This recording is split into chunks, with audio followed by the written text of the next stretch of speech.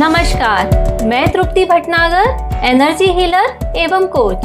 स्वागत करती हूँ आपका अपने शो हर दिन कुछ कहता है में जानने के लिए जुलाई 17 का खास पाठ। युद्ध, अपराधों, नरसंहार और अन्य आपराधिक अन्याय के खिलाफ लड़ना एक कठिन लड़ाई है, लेकिन इस पर निश्चित रूप से ध्यान देने की आवश्यकता है। विश्व अंतर्राष्ट्रीय न्याय दिवस या world day for international justice, जिसे अंतर्राष्ट्रीय आपराधिक न्याय दिवस भी कहा जाता है, हर साल 17 जुलाई को मनाया जाता है।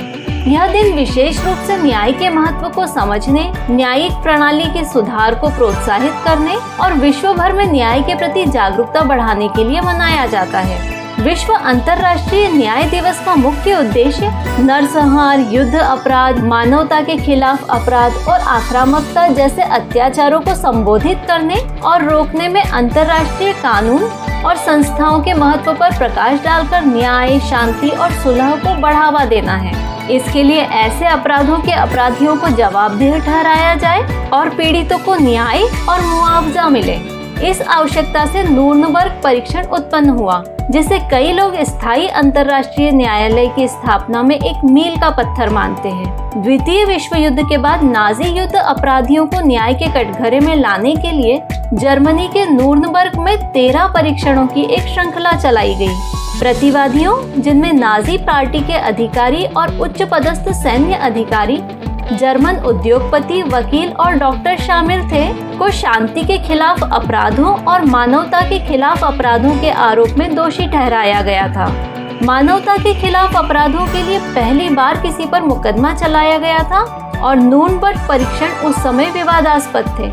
उसी समय के आसपास एक और ऐतिहासिक मुकदमा, जिसे टोक्यो ट्रायल या टोक्यो युद्ध अपराध न्यायाधिकरण के रूप में जाना जाता है और औपचारिक रूप से अंतर्राष्ट्रीय सैन्य न्यायाधिकरण के रूप में जाना जाता है, युद्ध शुरू करने और छेड़ने की संयुक्त साजिश के लिए जापान के साम्राज्य के नेताओं पर मुकदमा चलाया गया और उन्हें दोषी ठहराया गया।